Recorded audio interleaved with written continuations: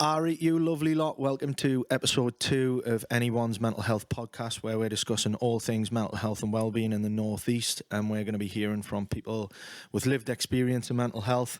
And hopefully you can pick up some tips or some pointers to sort of guide you on your way if you're struggling. And try and draw on some inspiration from people's story. And talking about inspiration, we are joined by a very inspirational geezer today, Mr. Sandy Kerr. Hey Sandy, how you doing? All right? I'm all good. Thank you for having us on. No worries. Sandy, trying to sort of explain who you are and what you do, because you're a multifaceted, multi-talented geezer.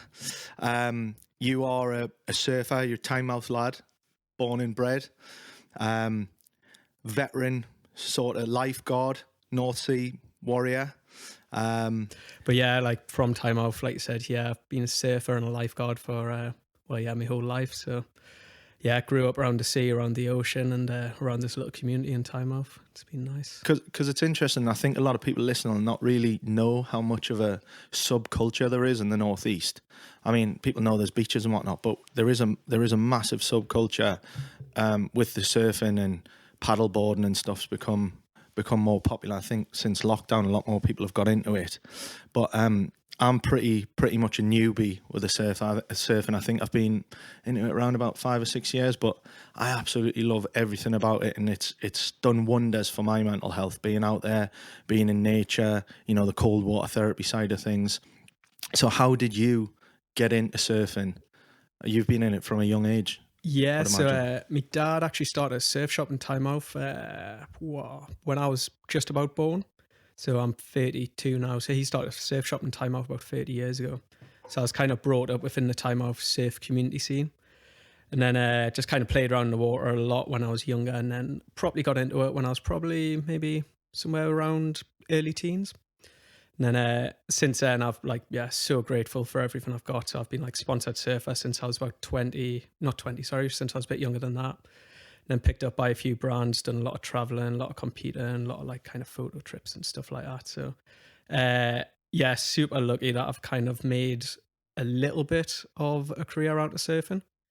And I still do it now, still got as much love for it as when I started. But you're exactly right, I do it as much as for enjoyment as what it does sorting your health out, sorting your mental health out. It's nothing quite comparable than sat in the ocean with nothing else around you, but also some massive waves that can also kill you. There's something really calm about it, but really adrenaline filled at the same time.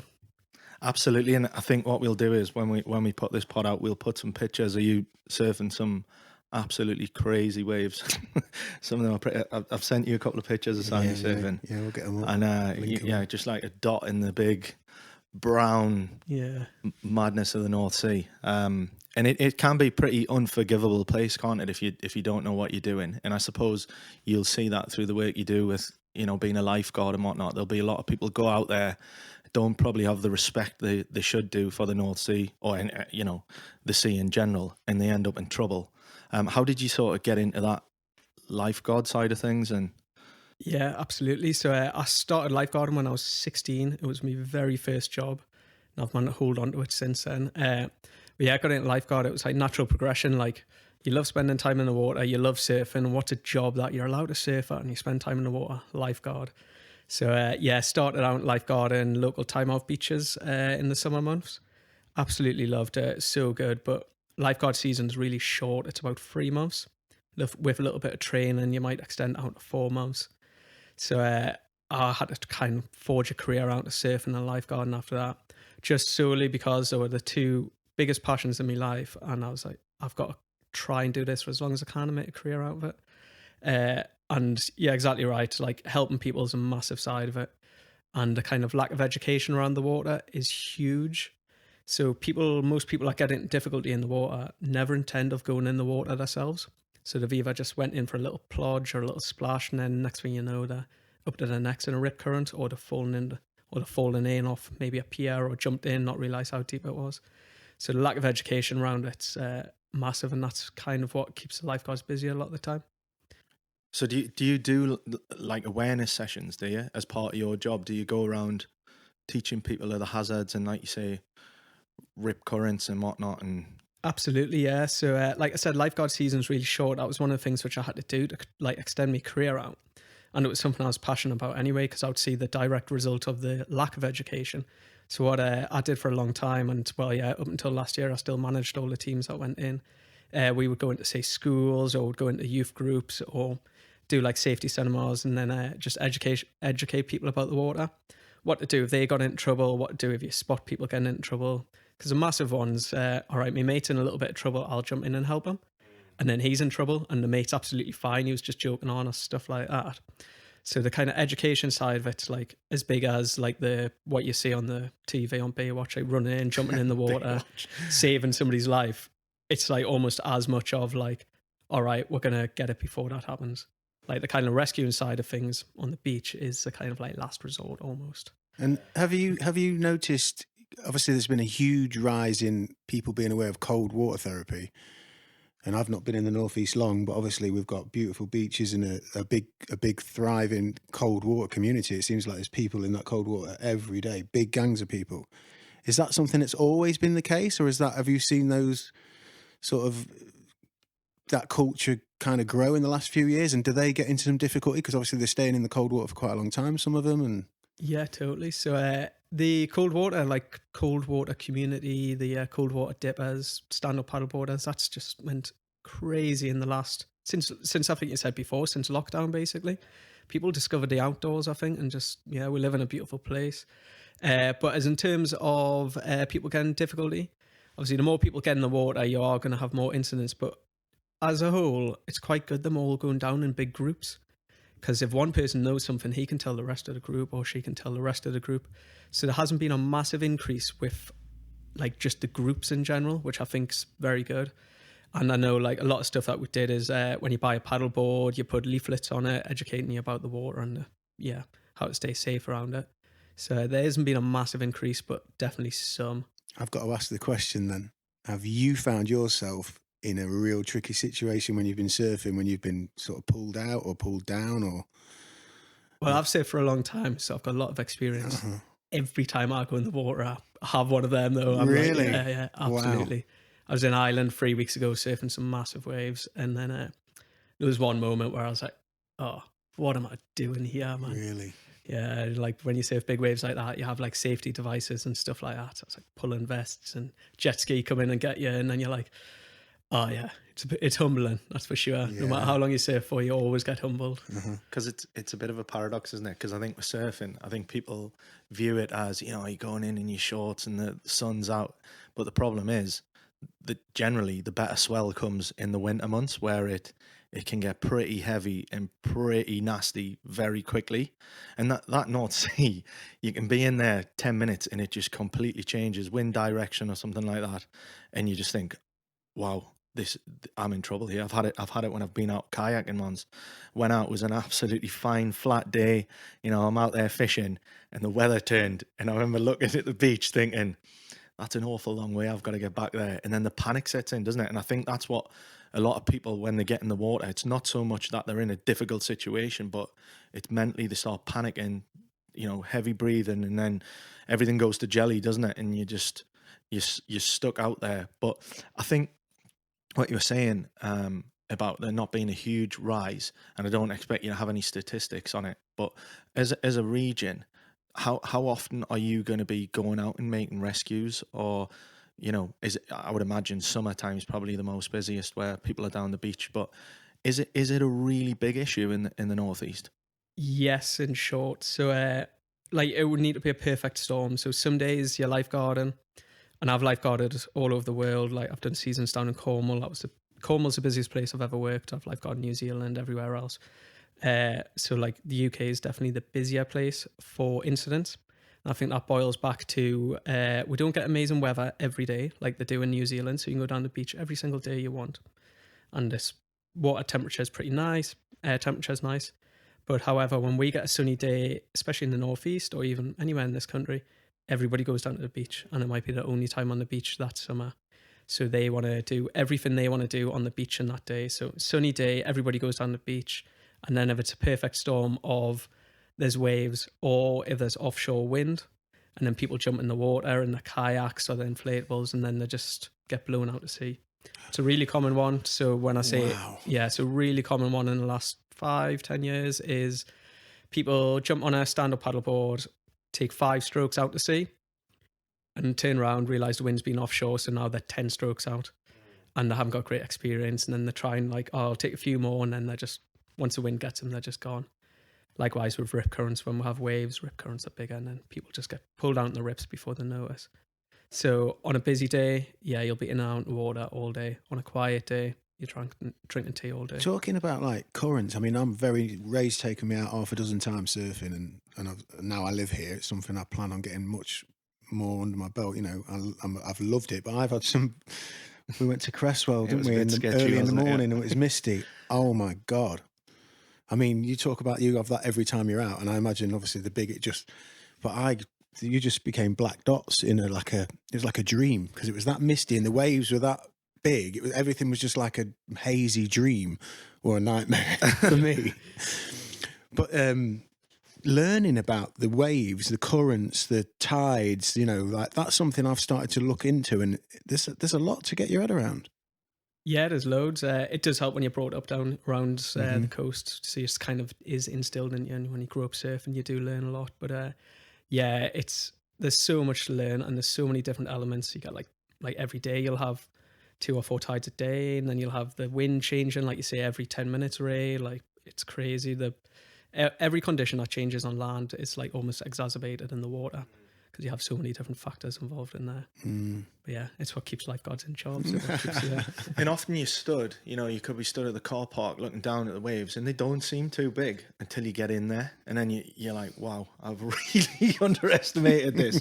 and the thing is, I've done other sports over the years, but being in the North Sea, paddling non-stop out there, it takes a different level of fitness. And even when I thought I was a good swimmer in a pool, or, you know, I've got good running fitness, you get in there and it's a different type of cardio, isn't it?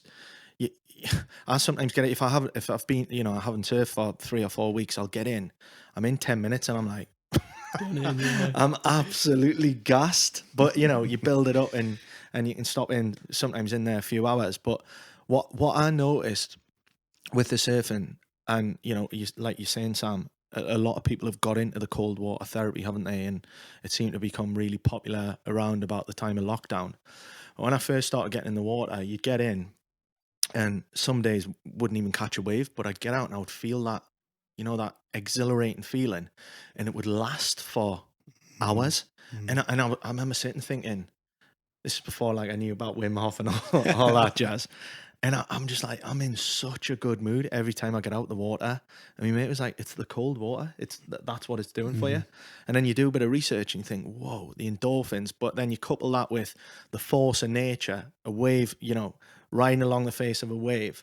And there's no buzz like it for me. I mean, you'd probably feel the same. But absolutely, man, it's crazy. So it's uncomparable to, well, yeah, I'm sure everybody that has a passion about a certain sport, they'll probably get the same buzz off it. But for me, it's uncomparable. And I love the fact, like you say, you go in the water, it's cold water, and you're out surfing or whatever, even if you're going for 5 minutes. But it's that kind of thing where it's almost just like you might be with your mates, but it's just your moment as well. So you're going in there, you can't take a phone in the sea. So, like, you know what I mean, you're uncontactable, it's just you're drawn right back. And then if it is a kind of like crazy situation of big waves or like really cold morning, you're like, right, I'm just going to go in for 5 minutes. It's almost that like survivally type mode, and you're like, I've done it, I've achieved something there. And then you get out and then your life's just like everything hasn't changed on land, but you've achieved so much in the water kind of thing. So it's almost like escapism, isn't it? When you get in there for that hour or 2 hours, and that's all you can think of. Because like you say, if you're not thinking about the waves and thinking about your situation, you can get in a pretty tricky situation pretty quick. So that's all you can focus on, and that's really helped me with my mental health. Because sometimes, you know, if my mind's racing and there's just 1,000 thoughts a second, I get in there and I come out and I'm like, wow, I just had a break from the world, you know. And like you say, being in those vulnerable situations as well, you sat in the middle of that ocean, you're like, wow, I realize, you know, your problems, you think you've got a lot of problems, and you sat there and you're like, I am just a dot in this ocean, and this is so powerful, isn't it? Yeah, you know? yeah, significantly Yeah, you're put on the map of what is real, aren't you? Oh, 100%. And it was a game changer when I found out about surfing.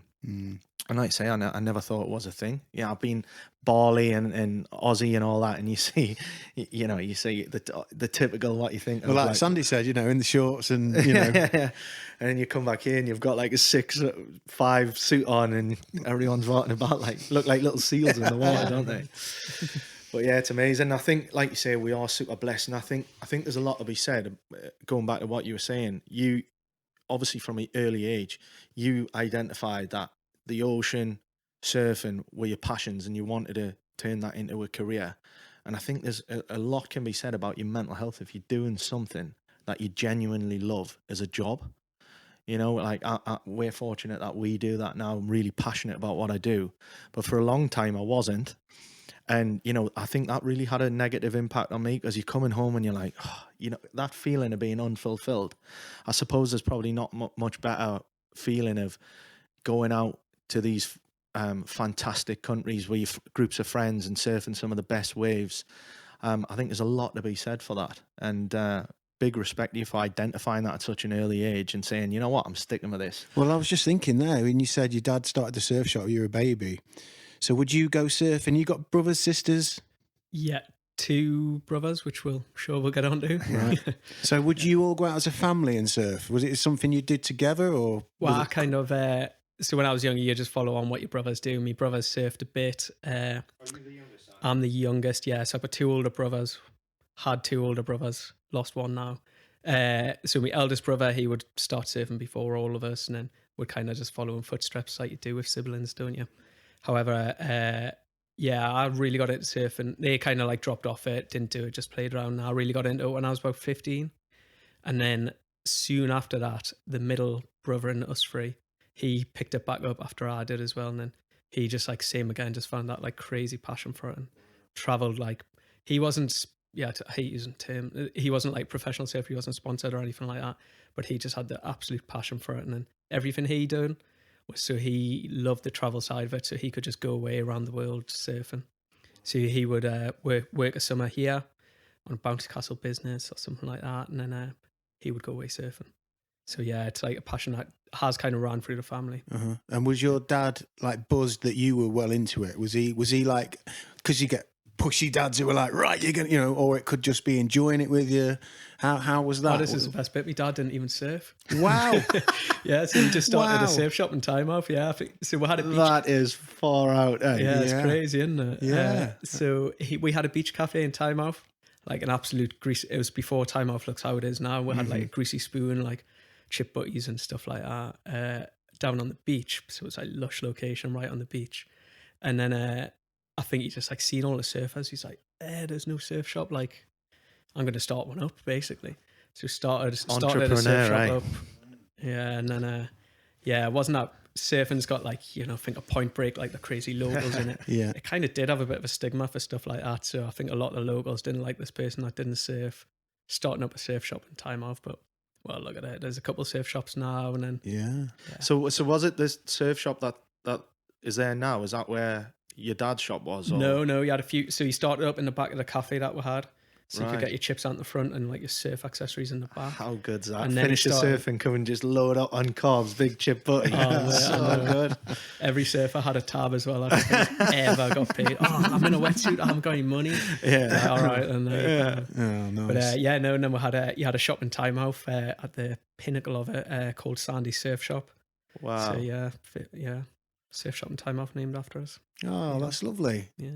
So that, because Time Out's a bit of a village, and we were talking about it today, it is changing, because on a day like today when the sun comes out, it's just swamped with people from everywhere, and its popularity's just grown and grown and grown.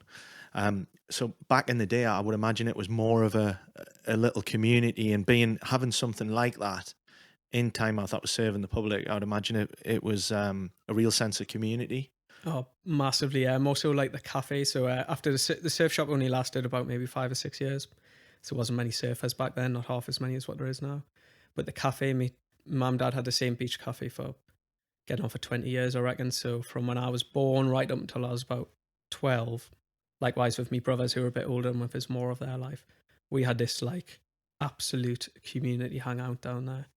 So in the summer months when all of us were off school, parents, I'm sure, they just didn't even used to drop them on the beach. Used to be like, get on the beach, hang out on the beach all day. So that was just us all summer. And that's how like the surfing came about. We're in and out of the water, bodyboarding, surfing, doing everything, and just around the beach. So that little cafe community, that was like, yeah, me and my friends still talk about it now, all the daft times that we had. We're only kids, like, but summer holidays were the biggest thing of the time, and that's where we spent every day, the summer holidays down on the beach. What an Gorgeous. experience. What a way to grow up. Gorgeous. And obviously, Yeah. you know, we've got young kids and you've moved here, and that's exactly how I intend to bring my kids up, albeit Jude's been in there a couple of times and he's like, this is really cold, Dad. So I've just got to, I might have to pick your brains on that one, how I, you know, just sort of get him into But that's gradually. the point I wanted to make, is like, in the current climate, the digital world that we're in now, and, you know, everything's on an app in it, and everything's like iPad and tablet, and it's to get kids outside, because we're also we got spooked over the last decade or so from all sorts of things, didn't we? You know, like your kids going out and not coming back, maybe, because who knows who's about, because you're reading stuff in the papers, and like it used to be, like the summer holidays used to feel like they went on for like a year, didn't they? Can you remember? Oh, it was crazy, man. It was best ever. You come home when the lights come on, you know? You When come the home street when lights come on, yeah. and you always heard somebody's mum screaming in the backyard, and you're like, it's just amazing. But now that culture really does seem like it's changed, you know, like kids just being out. And up here, listening to you say that, that's something I definitely want my kids to be outside in this beautiful place, absorbing it, you know, like that. I think it's such a, whatever it is we're learning in those times, you know, like that you carry into your adulthood, it's really important. And we're kind of losing touch with it a little bit, aren't we? So you've travelled, you've been lucky enough to see a lot of the world. How does the Northeast compare to other places culturally? I'm obviously a bit biased from the Northeast, but yeah, culturally, like if you think of, well, yeah, I'll just surf community is what I know, so that's what I'll talk about. So surf community here was super small. Think about it in the like in the summer months, like what I've discussed a lot. Loads of people cold water dipping, stand up paddleboarding. Winter months it just gets drawn back, and there's only like a few years basically. The hardcore lot, whatever you want to call it. There might be a few days where there's a lot of years in the water, but you'll know everybody basically. So when you travel the world, it does kind of open your eyes up to that. But like a lot of the places which I like spending my most amount of time. So I've spent winters in Hawaii, winters in New Zealand, Indonesia, all up and down Europe. But the places which I like spending the time in now are like the kind of communities that are very similar to here. So I've just spent a month in Ireland, and I can see so many similarities, and just the people are just so nice. As you go to like the crazy surf destinations that you always think of, or beach destinations, it doesn't have to be surfing. It's very just diluted. And then Is it? Yes, and then you're just like, you never really get into the core of it. You're just like almost passing through, or you're just the kind of visitor there. You have a lush time and it's amazing, but you're kind of like, oh yeah, that's lush. But when you go to like a lot of the places, you're like, oh wow, these are like the locals. These are these people, and they're really quite like, they really quite like having you around, and it's nice like that, And there's some serious surfers in Ireland, isn't there? A lot of people don't realise that. I think was it a couple of years ago that it was one of the biggest waves in the world got recorded there? Yeah, it's I've had my best waves in the world in Ireland, and biggest waves in the world in Ireland. And one of the biggest waves I've ever surfed was in Ireland probably about 2 or 3 years ago by one of my friends, Connor. And then that's what I mean. It's like surfing's really small, but when you get back to them communities, you know everybody. Yeah. So like you can just rock up at Ireland with a wetsuit and be like, oh, can I stay at yours, mate? And there's a lot to be said for a sense of community, and I think this is something we're looking to discuss on here. And it's something we discussed in the last podcast, and sort of why this podcast came around.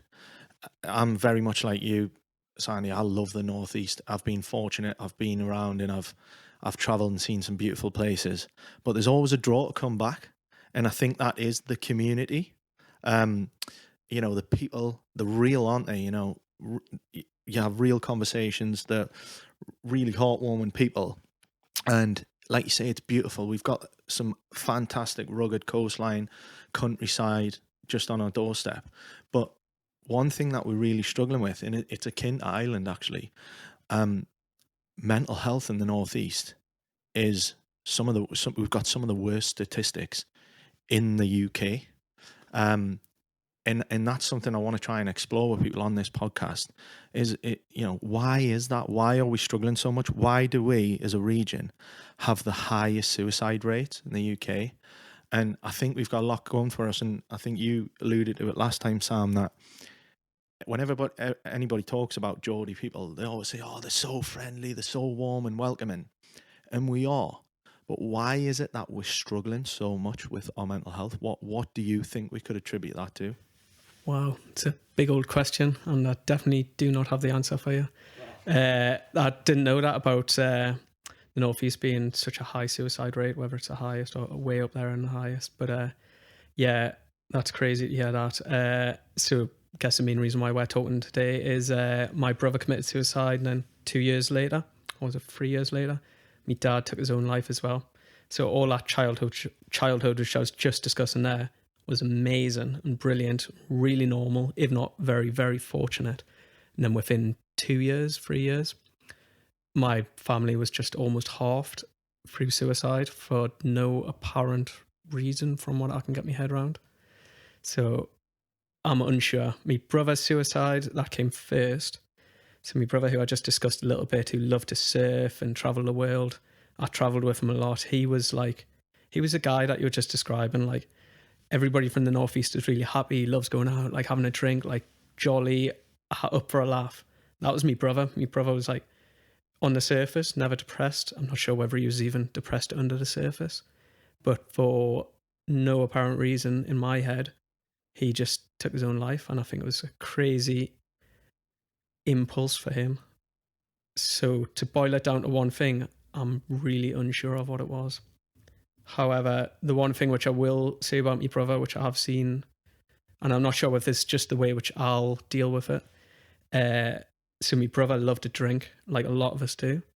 And he loved going out, and he loved some drugs. He loved a bit of coke every night pretty much, which is very normal for a lot of people up here. Hell, 90% of my friends go out on a Friday night and get a bargain or something like that. My brother done that his whole life, from when he was probably 18, 19, before I was drinking, basically. So it was very normal for him. However, the weekend where he took his life wasn't anything abnormal. He went out, but I think he had like a 2-day bender, absolutely, totally normal. He would have had 10 of them this year. And then, I'm not sure what it was, but I reckon if he woke up the next morning and had no memory of his thoughts from the night before, or if he tried to take his own life, so he hung himself, if he tried to take his own life and the rope broke, I reckon he would wake up the next morning and look at that in the corner of the room and be like, what was I doing last night? I don't remember any of that. So I think it was just crazy impulse mixed with drink and drugs. So, and I've got another friend that's maybe done the same thing on similar circumstances. Just in the middle of a bender but nothing abnormal for them personalities or them people. And that's the thing with suicide. I think it just leaves so many unanswered questions, doesn't it? And I think that's one of the real difficult things about that, and in trying to move on after that, because you start questioning. I've lost people close to me, but I can't even imagine what you've been through. But I still sit and question: could I have seen this? Was there a sign there? Could I have had that conversation? And, you go around in this merry-go-round in your head, but ultimately, the only person that knows what was really happening at that time was, your brother. Absolutely. Well, for weeks afterwards, like however long it takes to search a house or a room, I was searching around, like he left something, got on his phone, checking every text and all that. Like trying to make some sense of it. And I was like, there's no sense being made of this at all. There was no note, there was no text, nothing was abnormal. The night he'd done it, this is how I kind of feel it wasn't planned. When I say this is how I know, I don't know, nobody knows. But the way in which I feel it wasn't planned is I dropped him off at the airport in September. He was going to Indonesia, and then he came back middle of December. However, I left to go to New Zealand lifeguard beginning of December, so I'd missed him totally. And then we spent about 6 months apart, 8 months apart, where he was away, I was away, and then I was coming back, and we're talking that week. We're like, all right, it was my other brother's birthday. We're going to do what brothers do and go out on the hoy. There was waves later that week, so I was like, right, we'll go down the coast, we'll go here. And he was like, yeah, sweet, no worries, yeah, I'll see you in a few days. And then the day before I was coming home is when my mum rang us and said, oh, your brother's took his own life. And I'm like, Oh my God. so I was on the other side of the world by myself as well, pretty much by myself. So I was like, but then as the weeks went on, I was like, I know he wasn't thinking straight, because I've just spent like, my brother was everybody's best mate. I had some lush times with him, and I know he would have been excited for us coming home because he had another drinking partner. I didn't used to drink as much as him, but like, yeah, we'd definitely have a night out that week. So I know he was excited about having us home. He was excited about going surfing with us. But for him to do that the day before I was coming home, I know he wasn't thinking straight. But that's like whatever. If he was dealing with crazy depression, which I'm unsure whether he was or not, or whether it was just total impulse from the drink and drugs, I know he wasn't thinking straight. So yeah, you don't think straight when you do them things, I guess. You don't think of everything else that follows it. Sandy, you know, you mentioned your brother. So for him, a bag and a drink on the regular from being a young lad. I mean, I lived that life as well. You know, like that was just normal. What about you? That was not your thing. It's not right. It's like, and it's really easy me just saying this and preaching, but isn't good, man. It's not good. And we measure that much more as we get older, because it feels like when you're younger and you get the keys to the world, you're 21, you're out there and you're clubbing and you're drinking and you're free and you're working it all out. You're just going into the world. And you're young and you've got energy and your body can cope with that next day and it's fun. But like anything, when it becomes regular, and maybe in my own journey, you know, sort of those feelings as I'm 25, 27, 30, you know, I'm thinking, I know in my loins I'm supposed to be doing more with, you know, like this feeling of limbo, being in a taxi at 11 o'clock on a Sunday, going home from somewhere from a Friday, seeing a dog walker and looking and wishing I was normal walking a fucking dog. Why aren't I walking a dog in a field normal? Why am I in a taxi with £4 in my pocket? Wasted. Do you know what I mean? Like, I remember thinking that.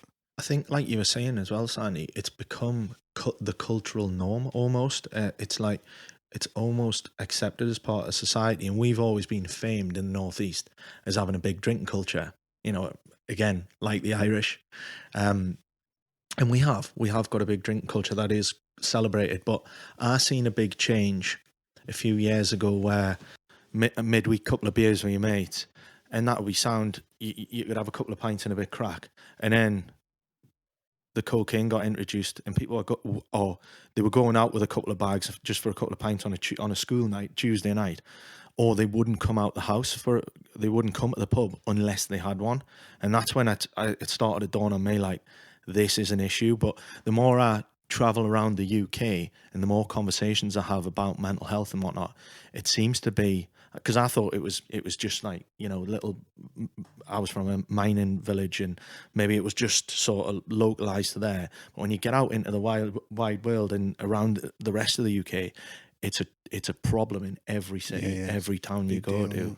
And as a parent of two young boys, really worries me, because I think when you get into that culture, you can't be in the, you know, it alters everything about you, doesn't it? It alters your whole thought process. I don't think you can be thinking properly if you're constantly just going out and on the sesh all the time. But you see it day in, day out, don't you? Absolutely. Like you say, like, it's good that you mentioned that traveling around the country, because I was like, Time Off's bad for it. Time Off's got loads of bars, like a couple of people with a few quid, love flashing it about, oh yeah, I've got this for you, I've got that for you, all that. It's really accessible. And it's even more accessible when you're looking for it. But however, if you're like trying to tone it down, loads of people do it. Like, they're like, right, now I'm going to go out tonight. They might not say it to their friends or whatever, but you'll say it yourself. And I know people do. I'm going to go out tonight. I'm not going to have anything. I'm just going to have a few pints and go home. I might have a skin full of pints, but I'm going to go home and not do any drugs or do any bag or whatever. But then everybody around you is offering it. and it's so hard to say no. It's so hard. By the time the third pint's gone down and you're getting Yeah. Your inhibitions are edges off. Yeah. Oh yeah, totally. And I think everybody around you, maybe they're having like the same internal battles or the same internal struggles, 100%. and they've got it in their pocket, and they're like, oh, I don't want to do this, but if my mate does it, it's all right. Yeah, and then there's two of us, and then it's a party kind That's of thing. That's a really interesting point, actually. Yeah. So like one person might not be wanting to do it, but the next person kind of isn't, and then you both get together, and you're like, oh, go on then. And that makes it fine, really. That makes it fine. Yeah. You're just almost masking your insecurities by getting somebody else to do it. So thinking of your brother, Sandy, I mean, when you've got like essentially a lifestyle of being intoxicated to a degree, you know, because it is a cycle, isn't it?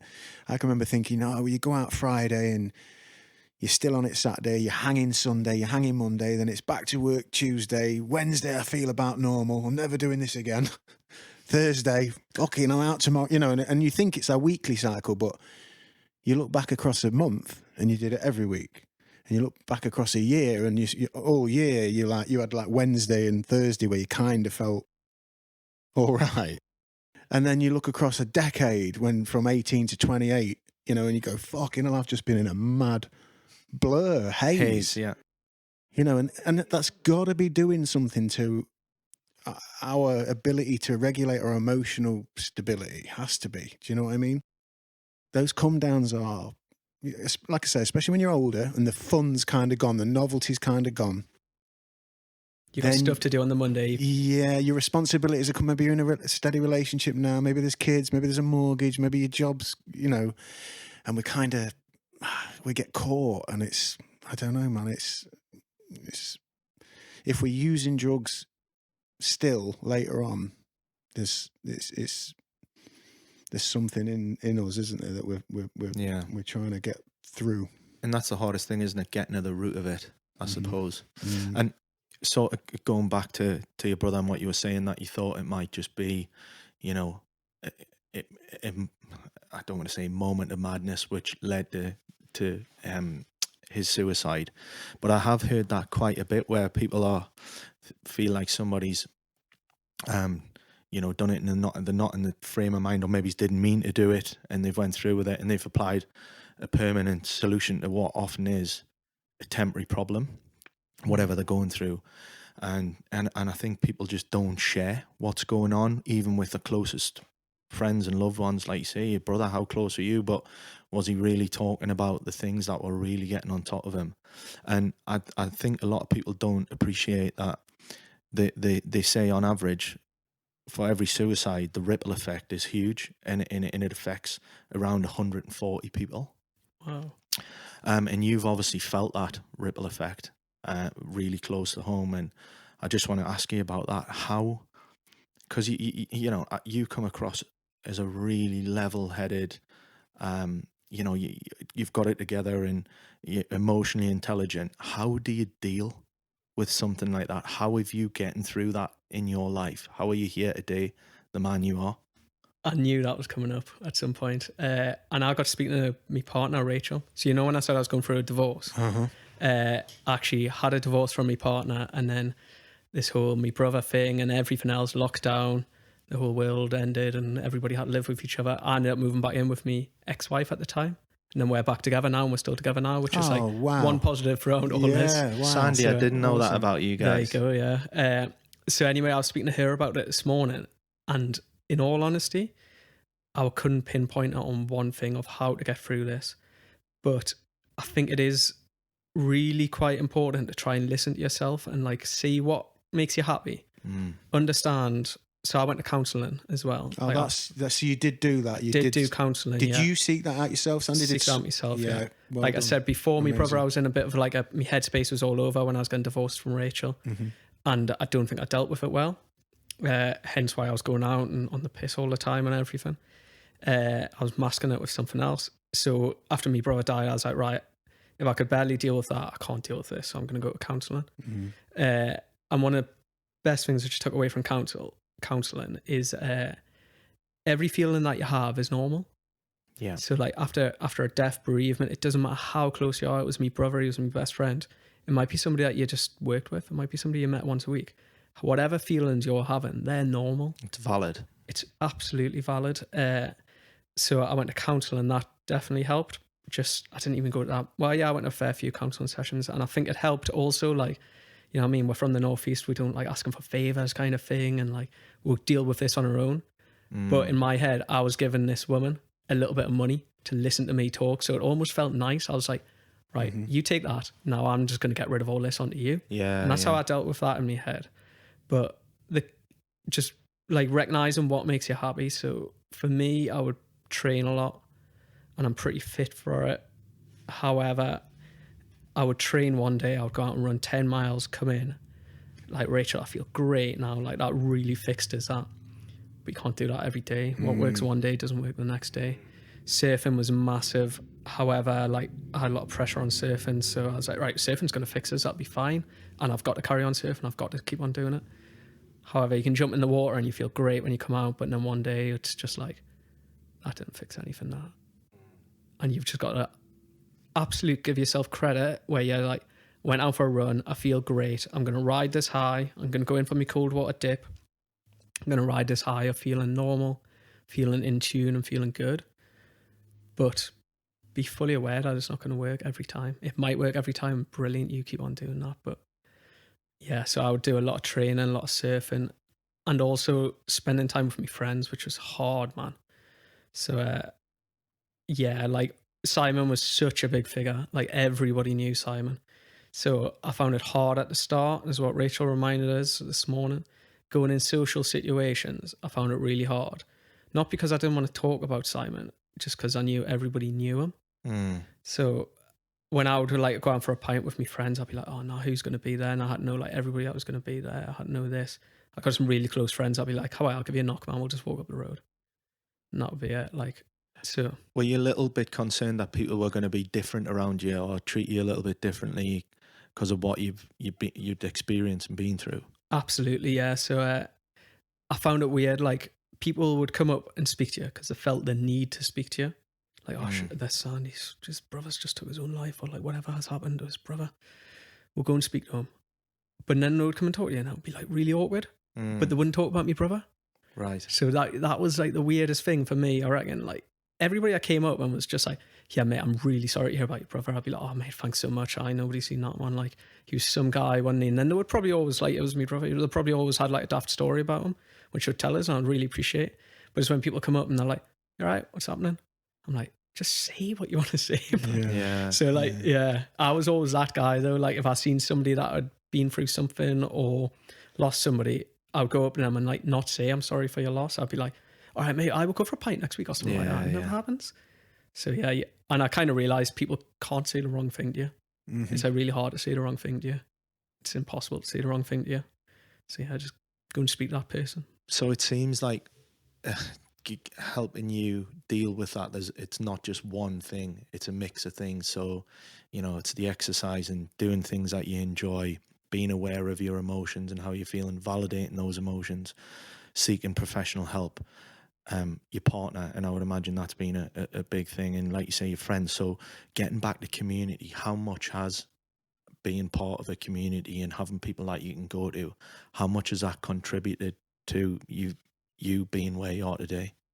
I think it's helped a lot. In hindsight, it's easy thinking back about my brother now. At the time, I was a mess. And like Rachel, like my partner, put some like amazing things in place, which I didn't realize at the time. Like, she reminded us of one this morning. She's like, oh, do you remember when we had the spare room? And I'd be like, go in there, no questions asked, and you just won't get bothered.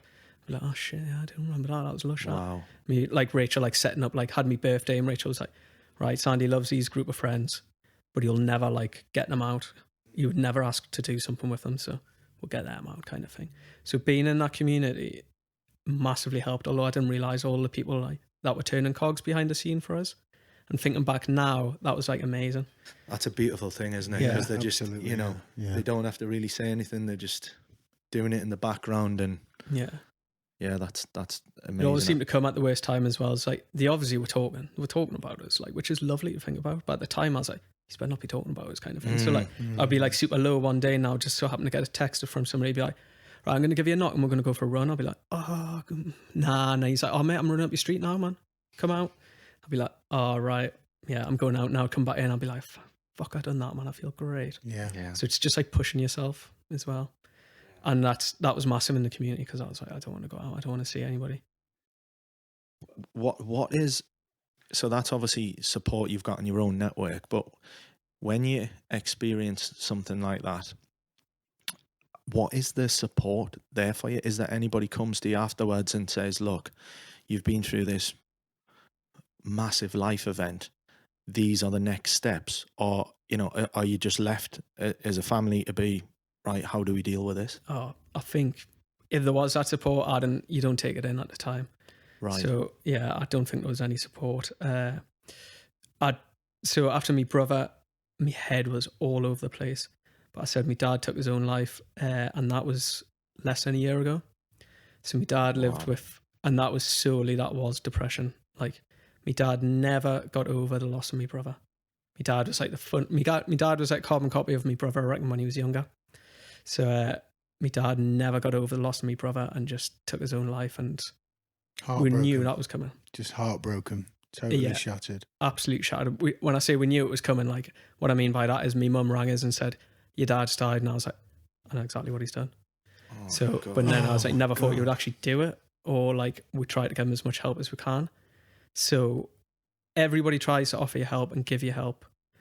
And I think it's like, my dad did take some of it, by all means. Like, a lot of it, like our mutual friends, like he took a lot of help from them, and he was like really receptive of help. But you've got to really take help when it comes to you. You know that thing of, just give us a shout if you need anything, mate, I'm here for you, give us a shout if you need it. The hardest thing is giving that person a shout. Yeah. It's easy saying it, but it's like, actually, when you're that person, give them a shout. Had your dad suffered with his mental health prior to your brother's death? Not that I'm aware of, but he's, you know what I mean, he was 72. So he grew up in that generation of, you're never going to talk about your mental health. So encouraging of all of us, and he was like super loving to all of us. Really nice, normal dad. And like, same again, like practical jokes like my brother and everything.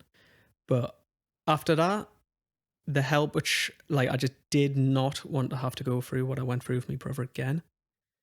So, and then I just kind of had like delve back into thinking of like, what helped us before, right? What done this? With my dad, I've got like a lot of clarity of what happened in the months, weeks, days after. With my brother, I just feel like that was a different planet I was living on for months. So yeah, it's very, and that's like what I was saying, like, it could be somebody's co-worker. Every feeling's different, but every feeling's normal. So after my dad, I went straight back to counselling. And then I stayed at work because I was quite enjoying my job at the time. I had a pretty, like, my job was stressful. I was managing a lifeguard service, really stressful. If I didn't do it, nobody else would, kind of thing. But it was pretty rewarding at the same time. I was out and about. Purpose, so I stayed meaning, at work, didn't take any time off or anything like that. And just, the only thing was with my dad, though, which I do feel a bit like it sounds selfish as saying it. After he died, it was the day of him dying. Like, found him, my mum found my dad and my brother. How bloody horrible is that, man? I was just going to ask you, Sandy, like your mum and your other brother. Yeah. How has it been dynamically for you three now? I've always been really close to my mum. I was an anxious kid, and then I always needed to be right by my mum's side. So I've always been close to my mum, and my older brother's always been like. So the middle brother, Simon, one that took his own life, he was a middle brother, so he used to pick on me and pick on the older one. So my eldest brother used to stick up for me against Simon, but just like squabbles when you're kids and all that. Yeah. So yeah, we're all close. We're all probably closer for it. Okay. Me and my brother don't live at home. My mum still lives in the family house. But yeah, it was she found both of them, and I'll say that my dad took his own life the same method, same location as my brother. Oh. So your mum, your poor my mum's bloody strong, but wow, yeah, crazy strong. So it's easy me talking about all this, yeah, but that's what I mean. It's uncomparable. Like, I'll talk about this and I'll talk about it openly, but my mum, I would say she's been through a lot more. But on the other hand, I'm like, everybody deals with it different. My mum's dealing it in her way. She's got an allotment. She likes spending time with her friends. She just started going to Tai Chi again this week, and she's like, is it all right if I go to Tai Chi? I'm like, absolutely, man. So again, that's going back to that community, isn't it? And connection. Yeah. So what the next question I was going to have for you is, if anybody was listening that's been through anything similar, what would be that one thing that you say is absolutely vital to getting you through something like that? Just every feeling that you have is totally normal.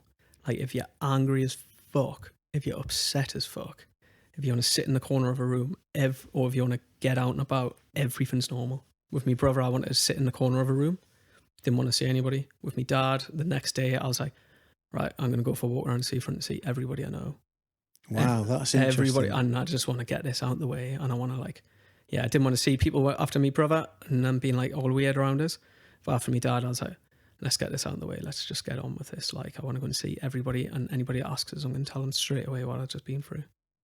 So every feeling's normal, and however you want to act is absolutely fine.